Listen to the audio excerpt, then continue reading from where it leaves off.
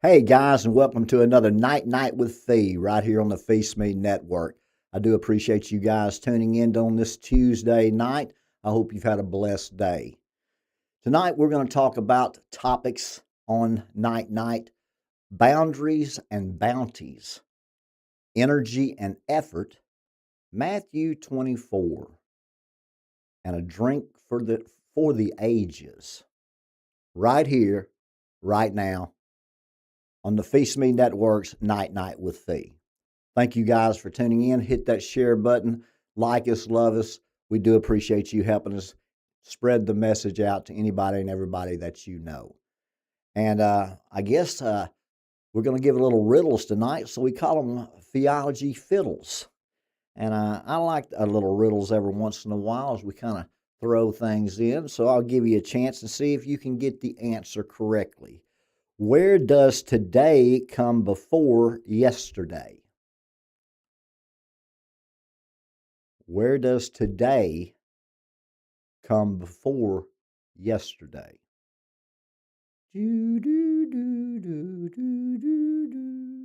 Okay, time's up. I hope you've got the correct answer, which is in the dictionary. That's right. In the dictionary is how that works. Second, fiddle from theology. What is taken before you get it? What is taken before you get it? Searching those minds, struggling. A photograph.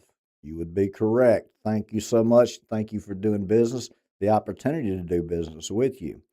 And last but not least, what is in front of you that can't be seen? I like this one. What is in front of you that can't be seen?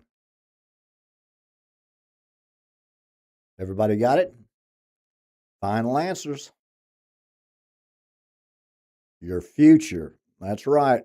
For you winners out there tonight on the Fiddles of Theology. I do appreciate you guys tuning in tonight. You know, in today's age, when you start going and looking at all the different types of beverages, drinks that you can possibly want, with 90% of them are terrible for you. The energy drinks, please never have one. You just don't understand. It's like vaping and with tobacco. Just smoke the unfiltered Camels. Much better for you than to vape. And so I, it's a when you start looking about energy drinks, just bad and all types of things. Well, and I was called a lot of things growing up because I wasn't in the pack. So in 1986, I was telling people that the business in the future is to bottle water. I grew up in a town with the best water in the world. I'd been into Europe and Florida and California and Texas and Illinois and pretty much a lot of places in the United States. No one has better water than my hometown. And so I just bottle it right out of the faucet and in milk gallons, 1 gallon jugs, and sell them. Well, they just couldn't believe it. Uh, he's trying to sell water. Water's free. What? Phase at it again. He's trying to sell water. And then when I got in the wireless communications business, explained to him about FCC licenses and the roads of the future, and you can't see it and you can't touch it, but they're frequencies on certain spectrums. And he's trying to sell air now. He's gone from water to air. Well, in reality, I wonder if they, in 2022, when they walk up to check out, and that bottled water is $2.22, and when you can go back to the back and buy 24 of them for $3.47. There's your consumer, and that's what they know about us. But yes, for a drink for the ages. And I've done a lot of mixing and matching when it comes to the last 3 years of trying to not eat or live to eat, but eat to live. And so, from a nutrient standpoint, my body has to get a certain amount of nutrients, and it does that with some algae tablets and some gojo berries. Those two things give me nutrients, and from a cellular level, also. But when you start looking at uh, different drinks, what's good for your body, and so here is what I would tell you. Some call the sun milk. The sun milk, you would take some warm milk, put it in a saucepan, and I have done so. Take some turmeric, put it in the milk, also some cinnamon, ginger, and pepper, and stir it up. Now, if you would drink that once, I'd drink it 2 hours before bedtime, but sometime during the day, and sometimes if you're feeling bad, twice a day. It's great for your immune system. It was the drink of kings and queens and all the people from the centuries ago when they had that and they didn't have that's true medicine. They had the cow and they had the herbs and plants and they mixed them and found out what this will do. But the reason it's called the sun milk is because of the anti-aging and the glowing of the skin. But it's very important for inflammation. Inflammation is the key to a lot of folks. If people would get a grasp on inflammation and parasites, or if you would just understand that and then get into a pH balance over 7 in your body, you just eliminate a whole lot of diseases, just a whole lot. We can't do a whole lot right now with these vaccinations, but we're going to have to be able to go in there and target what's already in there and remove it. And at this point, I think lasers are the best. Basically, a nanobite fighting a nanobite inside your body, and one of them gets rid of the other one. That's the best I'm coming up with now, trying to work seldom on it. 30 minutes a day. And so, but if you'll do that on a consistent basis, don't just do it once and think it's going to help your inflammation. Don't do it once and think it's going to keep you from getting a cold or the flu. The flu's in 45 states right now. You're not hearing about it, but it's more and more and more. You're just going to continue to find as we move on. But if you can get some you can buy every one of those. Hopefully, you could buy them at a market. But even if you have to go right now to grocery stores and get that, you can start. And if you'll do that every month, if you'll or every night or every morning, and if you'd make enough of that milk, and then make those ingredients to where other people in your family could also drink them.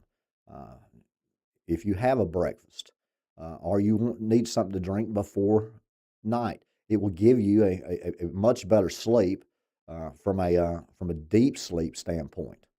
And so go in, and it's sun milk because of the anti-aging from queens and pharaohs. That's what it's all about. They they put all kinds of fruits on their faces, and they used all kinds of fragrances and scents on their body, and they made medicine from what they had that was natural. You know, uh, they didn't pasteurize the milk, and they didn't go to the store and buy something that's not 100% of what they say it is. So go and warm you up some milk. As you stir it, put some turmeric in, put some pepper in, and just a teaspoon of each, and then followed up with ginger and cinnamon, and then mix it together and pour it. And it doesn't taste bad. It's not the best thing in the world, but after you've done it 10 times, it tastes fantastic. It's like a sun milkshake, is what I would tell you to call it. So there's your um, sun milkshake, as I would call it. Now, I found that in these, uh, even in my refrigerator, I had some what they would call sparkling water. And so I've been drinking way too much green tea and coffee. And one night, my coffee was out, and so I looked at it, and so I started drinking this sparkling water. And I can just remember looking back and how strange that was 20 years ago. And they actually, when I had sparkling water, whether it was in Europe or in New York, they wanted to charge $7 for it back then, and it just wasn't as good as my hometown water that you drink out of the water hose in the front yard or backyard. Uh, so uh, that's something I started drinking it, and it tasted good, and I thought, okay, so I don't know how much it costs on a per unit basis, but uh, water out there, there's all kinds of flavored water, and you just got to watch what's in it. If it's artificial in any way, if it's been infused in any way, if they're using any type of agent, most people are just taking it out of the faucet in a county water system is what they're finding in some cases. And in some areas, that's fine. Pennsylvania, Arkansas with hot springs, uh, you'll find that there's some really, really good water up around Niagara Falls, and and there's some great water in Arkansas, in Hot Springs, and then there's wonderful water in West Memphis as far as those artesian well waters underneath the Mississippi River. But about I was diagnosed terminally ill in 2022, and then I had this vision in 2023, and about 2024 in August, uh, they, about three times in my journey with the doctors, they thought I had esophagus cancer. September of 2023, I told them I did not then, and then they in 2024 they all rushed and calling saying you have to come in for this. And they had done a scan that showed an exophytic mass at 1.52% or centimeters. An exophatic's like an iceberg. Most of the mass or the tumors inside the organ. Uh, it's it, it's 95% in most cases cancerous, and in my situation, 60% of the people die within the first 3 months of liver or kidney cancer, and here it is 4 years. So I was healthy, but when they found that mass, of course, I told my son, and he said, "Are you worried or concerned?" And I said, "No, my Lord says to go out and preach the gospel of Jesus Christ, casting out demons and healing the sick. And that's what I'm going to be coaching. So my Lord's not going to end my life before I have already seen things that are going to play out in my life. I know at certain times, at sometimes at least, I know I'm going to be here. After that, who knows? But I do know for a short period of time because those events have not taken place yet. But I went in and did all these tests, and they came, but it's 2 or 3 hours most of the time before I get the information back. But it's 2 or 3 days before they call, especially if it's on a Friday or Thursday. And so I had, and it showed after all the 3D scanning that there was no tumor. So my Lord had healed that 1.52 on that they could see, showed me exphytic tumor. My Lord just continues to heal me and heal me and heal me. And that's because the power is faith. My Lord heals, and that hadn't changed. And so you have to believe that my Lord will heal you.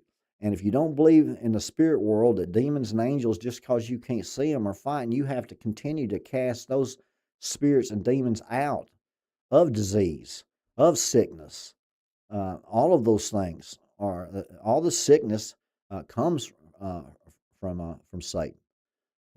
My Lord didn't put any sickness on His earth until sin entered the earth, and so it's important that you try to make some differences. I gave you one thing for you to try.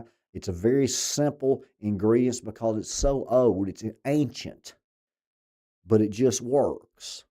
So buy some milk, try it, and I'm sure if you'll do it not once or twice, but over a consistent period of time, you will see the benefits yourself. And I do appreciate you tuning in to Night with Phee tonight. And right now, I want to talk to you about bounties. There was a $45 million bounty put on the Venezuelan president during Joe Biden's term from the Democrats. 45 million. Now, that's a bounty, just like the old West, wanted posters. There's a bounty, reward. That's what it's about. And there's, throughout time, it's still going on now. Those are, independent contractors that work for a fee, and they tend to get the job done without leaving a trace. So those things happen. But a wanted fugitive by the United States with a $45 million bounty on his head, and they don't do anything or execute. Now, Donald Trump, our current president, he puts a $50 million bounty, ups it from 45 to 50, and then saves the 50 by going in there and getting him and bringing him back. So now you've got an uproar from the left, the Democrats, and the social communist Islamic movement, because they are very big fans of Madero. So you're looking at a situation to where both parties had a bounty out on him. One was $5 million than the other for years. And so when one of them catches him and the other one doesn't, it's just it's a weak argument. It's just change the narrative whatever you want to, but it's factual. The president thought he was a big enough criminal to put a $45 million bounty on him. Was that just for show? Because everything else, it seems like you've got a president now that's not about just showing, he's about doing. And my Lord anointed him for this reason, to do what he's doing. Whether he's a good or bad, indifferent. He's anointed for this. Survived 2 assassination attempts and was in a courthouse in Georgia when I had the vision 18 months before he was elected. So I know he's elected. I know what he's going to do.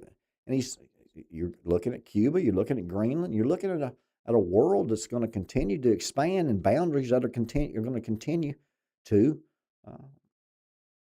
change. So a bounty of 45 million and 50 million on both parties, there's no argument there. Our president did the right thing at the right time to secure our southern border from Russia and China, and he's going to continue to make those moves. He's going to continue to go on the offense, and you'll see Cuba, you'll see Greenland, and you'll start seeing all these other huge countries going after what they want, because they are now maneuvering for the Sixth Trumpet War, World War III. If you can't just don't look at your 3 channels on cable, actually do some research around the world and see what's going on, not what they're wanting to tell you, and you'll find that it's scary. So as far as bounties are concerned, they've happened since the Western days. I'm sure they happened back in the Roman days, and I'm sure they did it as far as casting lots for Jesus' clothes, and what did Judas get? So again, it's been going on a long time for bounties. I don't think that it holds water. As far as these boundaries are concerned, we talk about China wants Taiwan, and they're out of land. They got more people than they got land, and you got to look at the world map and see where they are and what they're trying to accomplish. And you got Russia in a war that's moving boundaries. And if you go back to World War II and look and see what the boundaries were then, and you go and see what has happened over the last 50 years or 70 years, and see where they are now, and then has Russia come back and taken them since the fall of the USSR, taking some territory as the boundaries continue to change. In your lifetime, in so many generations, folks, things haven't changed that much as far as land. There's a time where Louisiana purchased. There's a time where we had to have Alaska because of Russia, and we had to have Hawaii because of Japan and China and all that area over there. And we've done a good job with our military bases on our world. Our biggest problems is Canada and Mexico. Our Atlantic Ocean and Pacific Ocean will help us. Those are two problem areas that we've got. And our president will try to work, and that's why you're seeing the National Guard is going to be everywhere uh, to try their best to keep some type of civil war breaking out. Because I'm telling you, folks, it gets so bad, and it's still the best place to live. There's so much death and destruction that we've got to go through, that we've got to prepare and make sure that it's not you and it's not your loved ones and your family. But the boundaries, they're not going to look anything like they look now. Uh, before it's over, uh, uh, the Sixth Trumpet World War III changes a whole lot of landscapes, and that one world government with the United Nations does a whole lot of changing things up, and they they'll have their own protocols and procedures, and they've got their plan in place and expecting to execute it by 2030.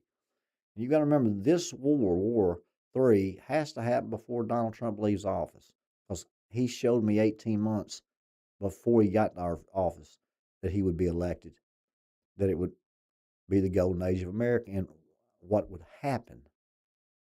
And so you're now looking at and seeing the pieces being put on the board, and your boundaries for in countries and who's ruling it. What did President Trump say? We're going to run Venezuela. It still tickle me. All these folks think they live in a democracy. You live in a constitutionalized republic, and all they have to do is enact a couple of laws and pass a couple of things, and which they've done many years. It's real easy for the executive branch to have all the power they need and to talk about it later. It normally ends on the end result, because if you win, he's a hero. If you don't, then he's the worst president to ever live. He's gonna win, because we're gonna be in so much, uh, still so much power that we can support the woman with the 12 stars, and we take her out in the wilderness for time and a half of times, 3.5 years. But you talking about famines, you talking about pestilence, you talking about going years, seasons without foods. We've got to prepare, and I've got the nutrients, and I will roll them out for you. This is 2026 is the year that we start preparing. We had to do a whole lot of documentation for 7 months in 2025. 2026, we've got to get ready. We've got to get rolling, and uh, and we're going to continue to believe and have faith that my Lord's going to give us this time to implement all of this all the way to the end. So you can see how I've got to go as fast as I can go under control. But I do appreciate you guys tuning in tonight. You know, as a coach, I always wanted folks to bring energy and effort. Uh, I used to have a song. I make up a lot of songs and all my life, and I'm kind of the singing coach. So, but one of the jingles I made up, I guess 30 years ago or 25 years ago, was "Work, work, work. That's all you ever do. Work, work, work. It's always me and you. Work, work, work. Our day is never through. Working all day and all night. Hey, work, work, work. That's all we ever do. Work, work, work, our day is never through. Work, work, work, it's always me and you, working all day and all night. And I would have students that would sing that while they were doing their 800 drills as fast. I had some of them that would never sing it. Then I would tell them I would eliminate drills if all of them would sing it together. And it's just been something that every one of my students that I've had for any length of time would know. Just like they'd know the 5 keys to being a good coach, are the 3 keys to winning a basketball game. I ask them at every single practice, because I believe in repetition. And I tell them, you have to bring me energy and effort. Not every day is going to be the same. Not every day you're going to feel the same, especially when you have teenage girls and they're on their menstrual period. Some of them cramp, some of them bleed, some of them swell. It's a whole different from girl to girl. Some of them have no problem whatsoever, but some of them it really affects fit from a physical standpoint. And it's affecting more of them today with this endometriosis and PCOS at a young age. But you've got to bring energy and effort to my practice every single time. If you don't, it's not worth doing. If you don't go as fast as you can go under control, I don't care if you mess up, but we can't go the same speed 2 months from now as we are today. We start small. We understand the pattern. It's all math. Sports is all math. It's all geometry. It's a great combination of sports and math. And if you can teach it like that, and then you add the physical from as far as me, knowing a lot about physical therapy and chiropractics and the human body, and so it's difficult to bring the same energy and effort every day. And great coaches, they demand it. It's called consistency. And that's why these AI robots and these robotics and these companionships, that's why they're better, because they're more efficient. They're more consistent. But we deal in a human relationships. We have feelings. We have a past that shaped behaviors. We have certain things that we do in certain situations almost every time throughout a period of time until you can understand that. But I have to have energy from effort from my students, and I look at you as one of my students. I'm going to coach, I'm going to transition, I'm going to be in human relationships, human skills, relationship skills, business deals, and sports drills. And we're going to do that bringing traffic because of the most important thing, your eternal salvation and becoming a child of God and understanding that deception is everywhere. And so it's under the umbrella of that, which I would have guessed, and regenerative medicine, which before I was terminally ill, I was going to be a doctor when I was younger. And I just, at 20, I went into communications, entertainment, and information. I was wanting to be a coach all my life, and things changed. And I'll talk to you about that. As I didn't have a vision, but I did have a supernatural experience, and uh, and it changed my life then. And of course, after I had succeeded and done some really really good things at a young age, things kind of caved in on me, and I got mad at God because that's the why I was doing this, and I just kind of turned my back on Him. I didn't live right, and it was a bad season for me. But if you don't have your health, if you can't bring me energy, if you can't put forth an effort, it makes it difficult for me to be able to coach you. Coaches would call that half-assing. You can't do that. You got to play at a full speed. You got to have a focus, and you got to have a mission to get better. Because you can play pickup games at home in your front yard, and you can work on your inbounds plays and your out of bound plays and your set offenses and defenses that you work on way too much from a coaching standpoint because they've all got game film and they all know what you're going to run. So off season, you got them running 3 miles and lifting weights when you ought to be having them doing drills, repetition, repetition, repetition to increase their skill set. And that's an opinion from a coach that's coached the best. And now I'm going to be coaching you in a different arena. And I expect energy and effort. No matter how old you are, how you feel, I've got to have the best from you, and I've got to have it from a consistency standpoint. And we're not there yet, but we're going to get there. I can assure you there will be a time to where I will be coaching many, and I will expect energy and effort from you. It's a great thing to do it. If you work hard and enjoy it, have a love for it, it's not work. This is not work for me.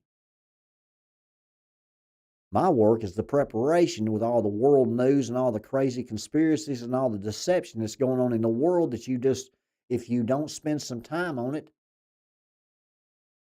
then you're not going to be able to coach because you're not prepared. I have to practice. But this is the game. Sitting here now is the game. This is the fun part. And some nights I win, sometimes nights I lose. And sometimes I go blank. Sometimes I, misspeak. Uh, and that's life. There'll come a time where I have a live show, and then I'll have an edited show, and it'll be perfect for everybody else to see. But right now, I don't have the time to go back and edit if I'm going forward. I'm moving forward, and you've got to move forward too. Yesterday's gone forever. In your personal life, between your ears and your inner thoughts, you've got to put yourself in a position where you can understand that your life doesn't have to be like it was yesterday, or last month, or last year, or for the last 5 years, or for the last 10 years, or 8 like it was, 7 like it was for me. But you're going through a rough time, and if we don't get our mind right, if we don't understand what's important and prioritize it, then you've got a difficult time doing well in a chaotic situation that you've never practiced.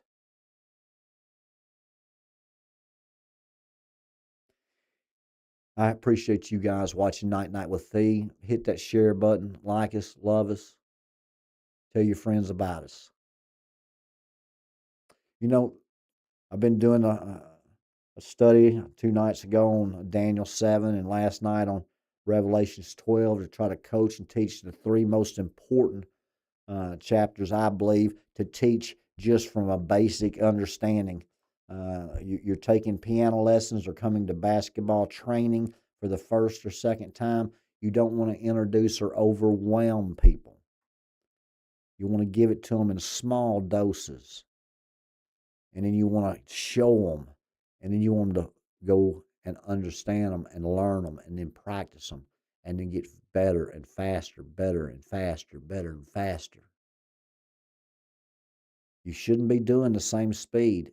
You've got to practice at game speed, and we're not up to game speed yet, so we've got to get to that point.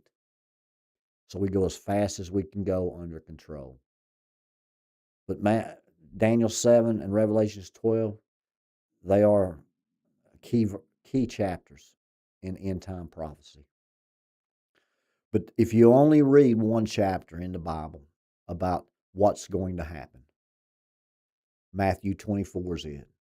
And it's a long chapter, and we're going to stop. And so you're going to have to bring me energy and effort and stay focused. Because if you will spend just a few minutes listening and understanding, it will really, really help you in a decision that is the most important one you'll ever make.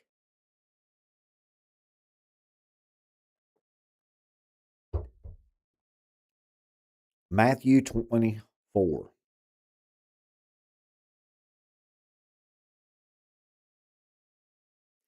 Destruction of the temple. And Jesus went out and departed from the temple, and his disciples came to him for to show him the buildings of the temple. And Jesus said unto them, See ye not all these things? Verily I say unto you, there shall not be left here one stone upon another that shall not be thrown down. Now there's Jesus coming out of the second temple. They ask him about the buildings of the temple, and he tells them not one stone will be left. And in 70 AD, the Romans just eliminated that temple. And there's never been a third temple until there's fixing to be now. So Matthew 24, the first book of the New Testament, Jesus' introduction, you read all the family tree, genealogy to start. Very first book of the New Testament. And this is what Jesus says about his second coming and what has to transpire before his second coming. This is the Lord of Lords, the King of Kings. This is the Messiah. This is the way, the truth, and the life. No one comes to the Father except through Jesus. And he's telling you this. So let's pay attention to this. They destroy that temple after he says it 35, 40 years later. And they hadn't built another one, and they're fixing to do it. And it's going to be on a shared Temple Mount, along with the Allah Mosque and the Dome of the Rock, as part of the prophecy moving forward.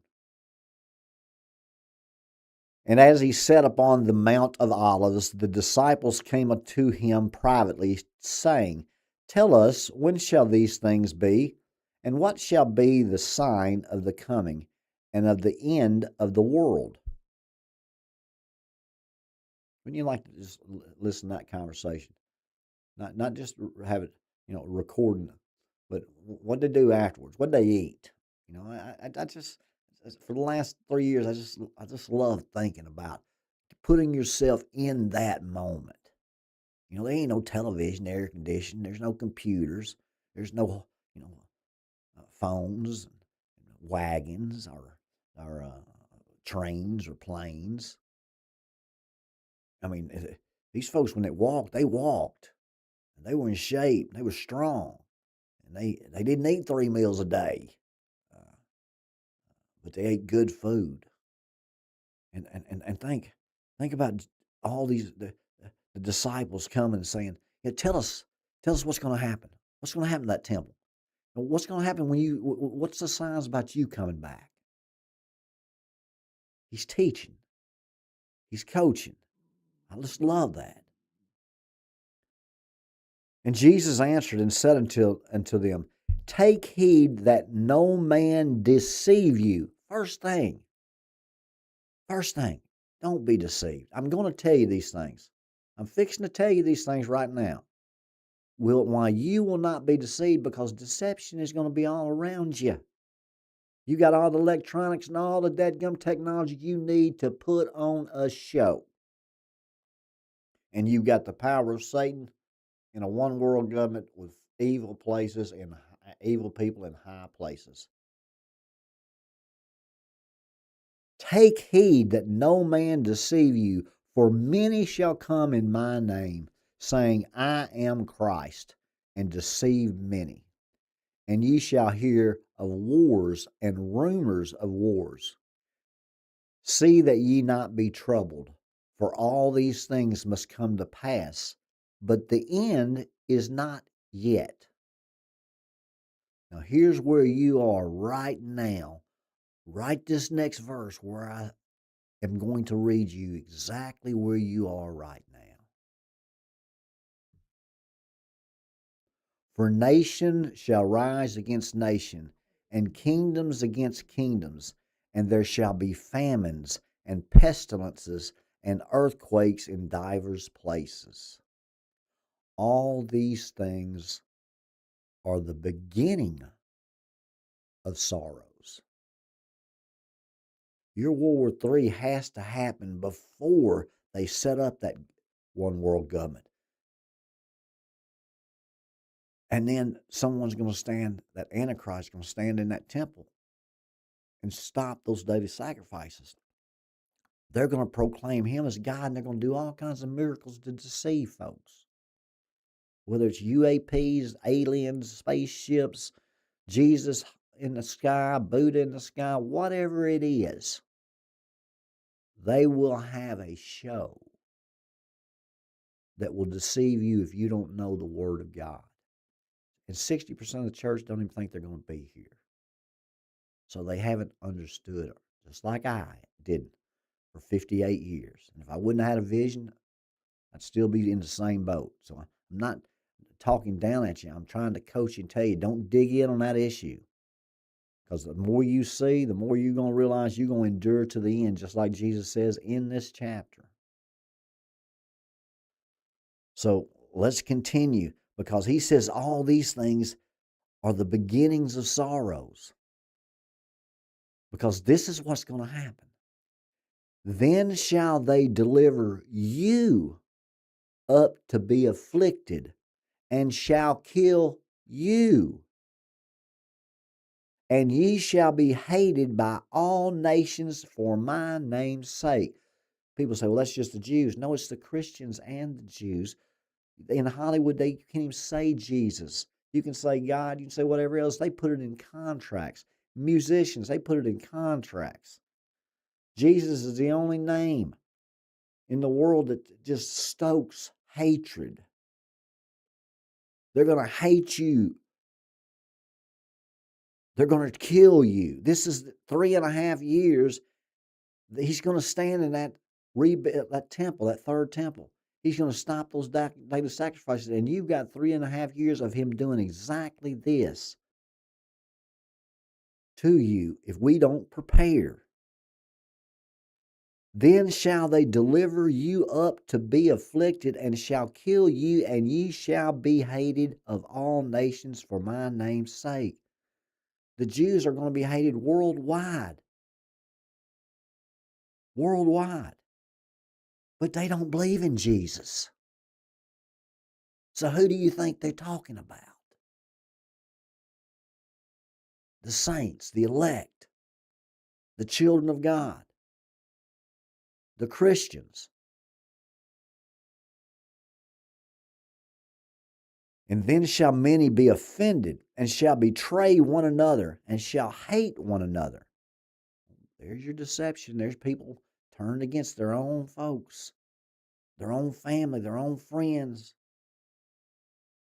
That's a time of chaos where you don't know who to believe, and you're trying to do whatever you can to protect yours. Man, that's a chaotic situation. Don't you think we ought to rep it? Don't you think we ought to drill it? Don't you think we ought to run the plays over and over and over right here at the Phee Smee Network? Don't you think it would be beneficial to you to bring some energy and effort? Just can't wait to watch Night Night with Phee. What are we going to know and learn tonight? How can we get better tonight? How can our skill set increase tonight? Because this is Jesus talking. Jesus. And then shall many be offended, and shall betray one another, and shall hate one another. And many false prophets shall arise, and shall deceive many. And because iniquity shall abound, the love of many shall wax cold. But he that shall endure unto the end, the same shall be saved. What my Lord expects from you in the New Testament is just strong. And that's why he died on the cross, for grace, because we fail in a sinful world. But the part of it is repentance. It's just like you got to forgive others. If you want to be forgiven, it's an obligation of the forgiven to forgive. And you can ask for forgiveness all day long, but if you don't repent and turn away from that sin, he knows your heart. He's seeing everything. The Holy Spirit lives within you. That's God. God lives within you, and it's all powerful if you use that faith. I'm 4 years since I was supposed to be dead, and almost 3 years since I've had this vision. Go out and preach the gospel of Jesus Christ, casting out demons and healing the sick. I don't know how many people are doing that, but there's your great commission. That's what Jesus told his disciples to do, just like this is what he's telling you. Make sure you know Matthew 24, backwards and forwards. It is by far the best thing that can help you, the best tool you can have during these times. But he that shall endure unto the end, the same shall be saved. And this gospel of the kingdom shall be preached in all the world for a witness unto all nations, and then shall the end come. There's Jesus telling you. Now listen to what he says next about the abomination of desolation. That's when that Antichrist stands in that temple. And he's going to say, he's going to reference Daniel from the Old Testament, 600 years. You don't think Jesus knew that text in his Aramaic, in his Greek? Boy, what a warrior. What just a man's man. King of kings, Lord of lords. Going to just come back. Just fire, swords, just to crush, destroy. And they got him with a little lamb. He ain't gonna Jesus. He ain't gonna hurt anybody.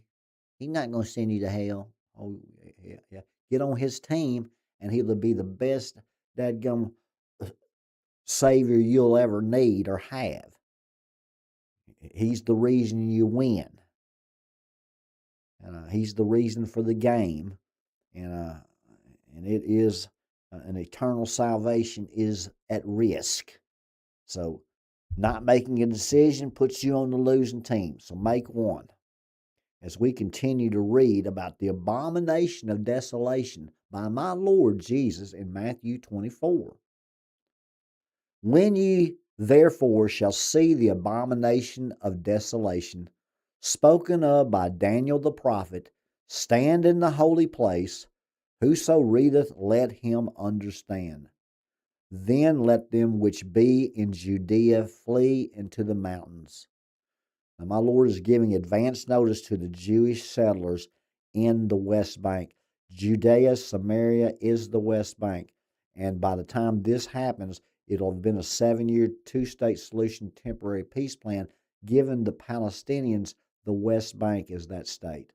But one of the biblical characteristics is that Jewish settlers will remain in their settlements.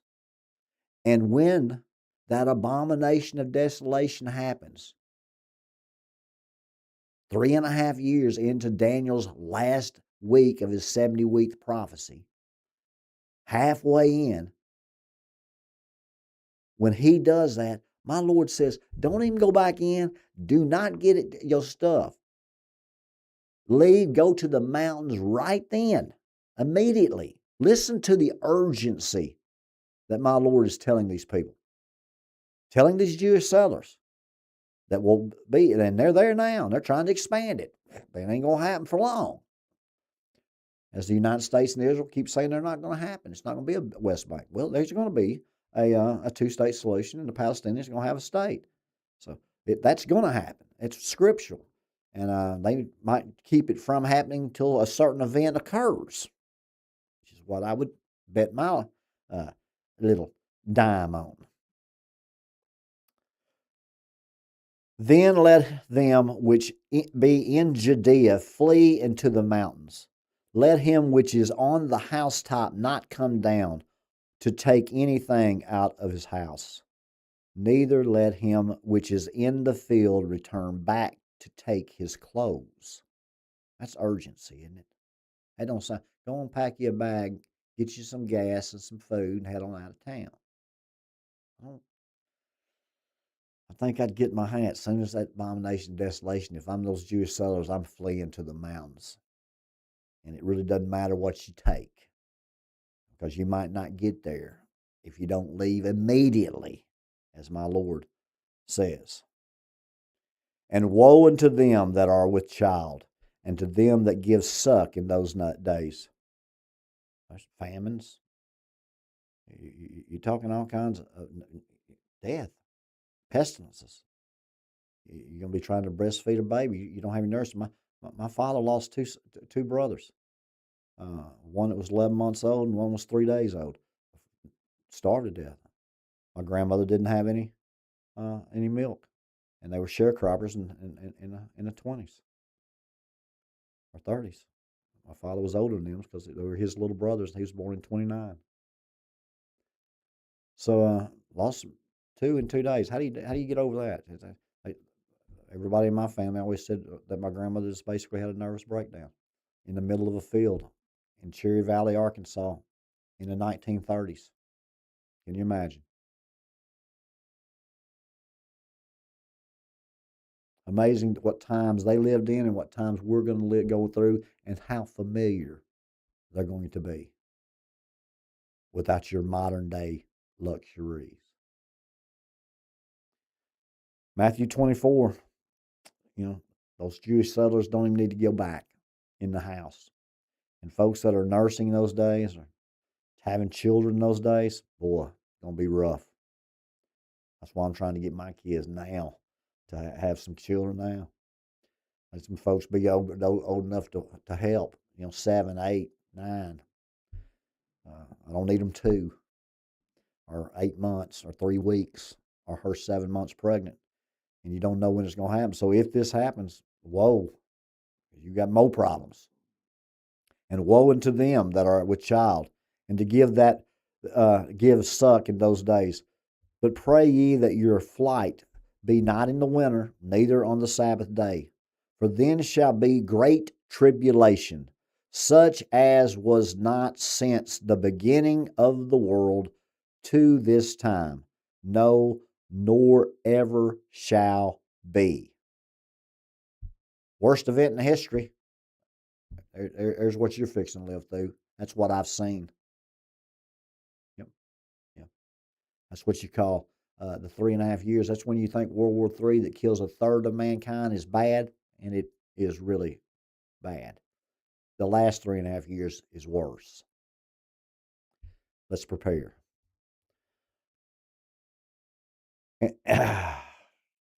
For then shall be great tribulation, such as not since the beginning of the world to this time, nor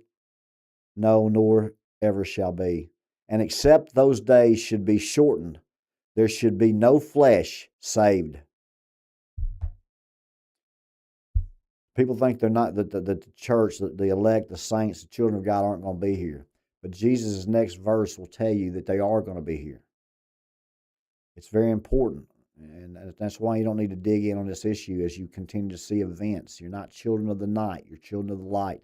And the basic instructions before leaving earth gives you all that you need. And Matthew 24 gives you your playbook to know what's going to happen. And I know the time, or I know the events because I've seen them, and we can narrow down the time. So it's for a great tribulation such as the world has never seen, and except those days should be shortened, there should no flesh be saved. But for the elect's sake, those days shall be shortened. There's the whole key. Knowing you're going to be here, the days are shortened because you're here. Then if any man shall say unto you, Lo, here is Christ, or there, believe it not.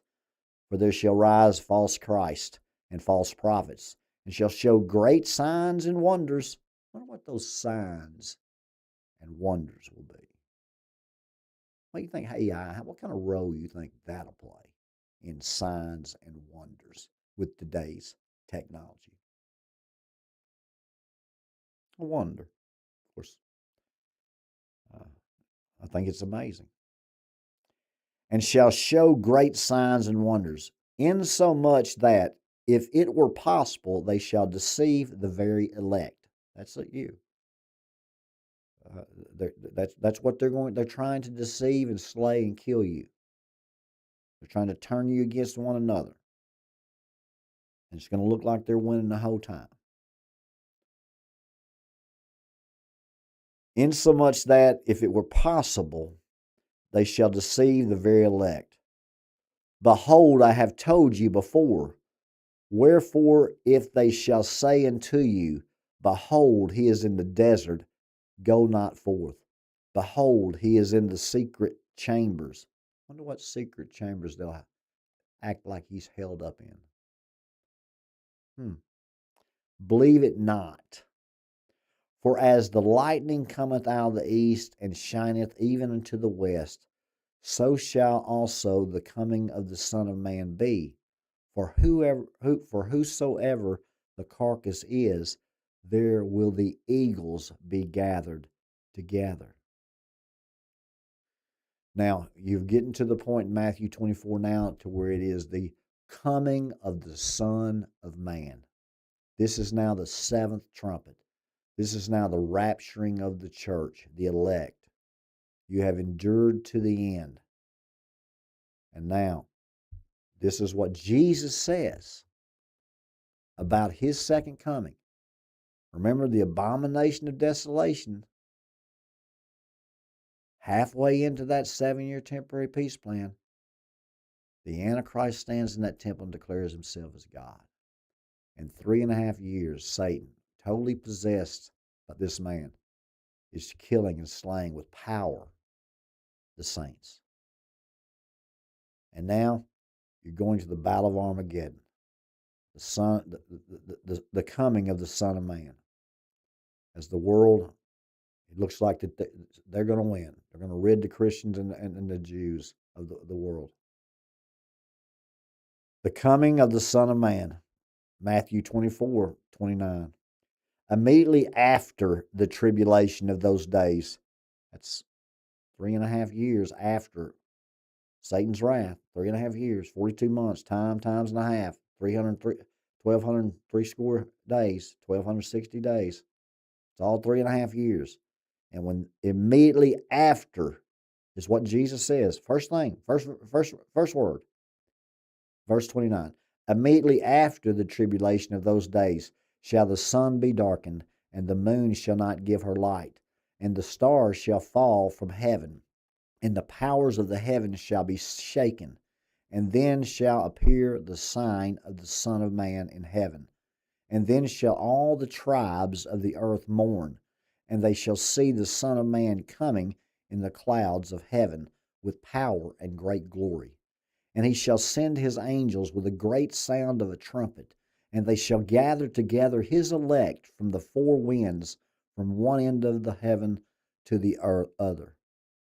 Well, that is your rapture, and that is my Lord coming, the coming of the Son of Man, and that is my Lord describing it to you. Don't let anybody ever show you anything other than what he just told you.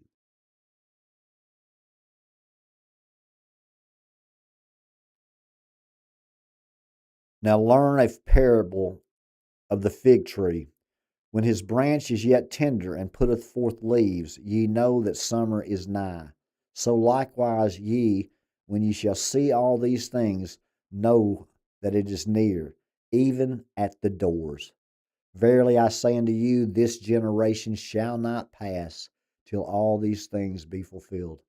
Heaven and earth shall pass away, but my words shall not pass away. Well, that's strong. And he just told you that heaven and earth will pass away, but he'll still be here. His words have never passed away. That's truth. That's truth. And nobody knows the time. September rapture. Boy. Not a biblical scholar, not a theologian, but I'm a capable coach, and I've got an advantage. I've seen it, and I understand to the basic instructions before leaving earth. It's the everlasting gospel. It is truth. He does not change. He cannot lie. He knows the end from the beginning. And it's time that we know where we are in that part of the book, and we're at the end of it. That's our generation. But of that day and hour knoweth no man, no, not the angels of heaven, but my Father only. But as the days of Noah were, so shall also the coming of the Son of Man be. For as in the days that were before the flood, they were eating and drinking, marrying and giving in marriage, until the day that Noah entered into the ark, and knew until then the flood came and took them away. So shall also the coming of the Son of Man be. Then shall two be in the field, the one shall be taken, the other one left. Two women shall be grinding at the mill, the one shall be taken, the other left. Watch therefore, for ye not know what hour your Lord doth come. But know this, that if the good man of the house had known in what watch the thief would come, he would have watched, and would not have suffered his house to be broken up. Therefore be ye also ready. For at such an hour as ye think not the Son of Man cometh, who then is a faithful and wise servant?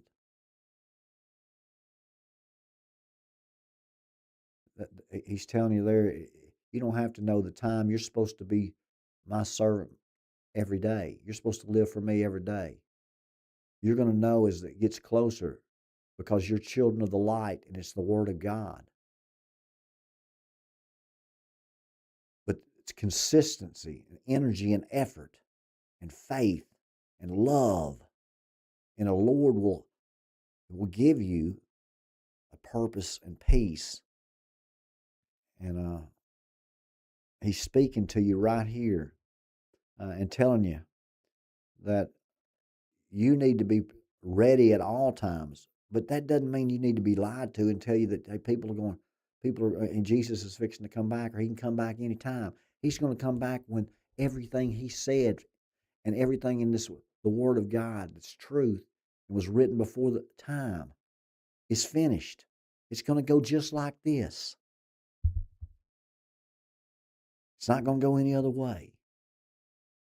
And if you know it, you won't be deceived as much. And we're going to have to continue to grow and get deeper and deeper. We can't overload. But this Matthew 24, he's just telling you. He's just telling you.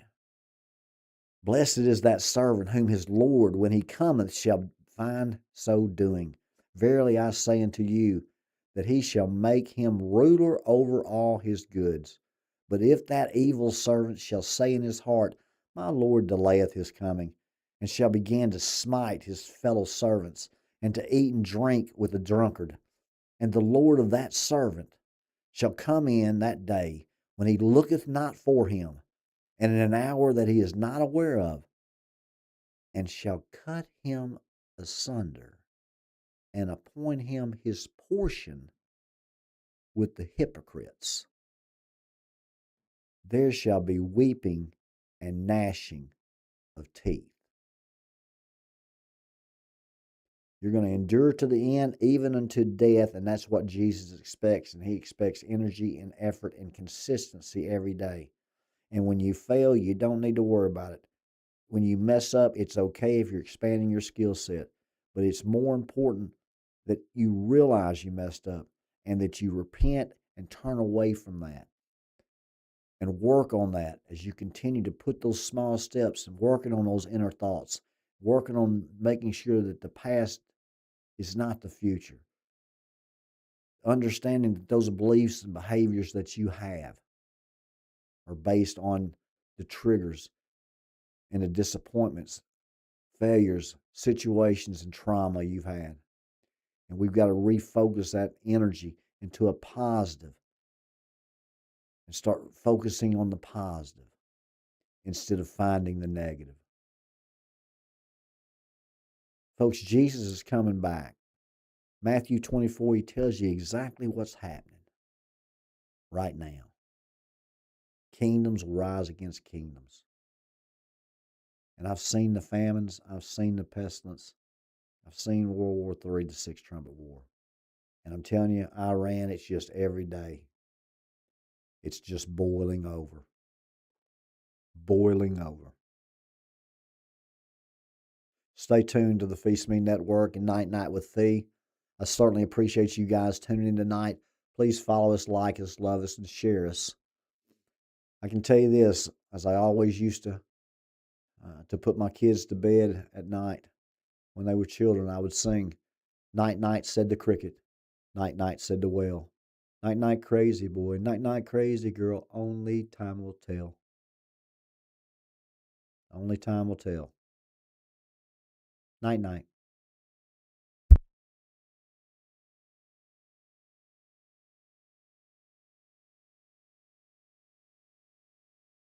Dive deeper, explore and restore. Night, night with Phee, just you and me. Life untangled, love set free. Close your eyes, feel the breeze.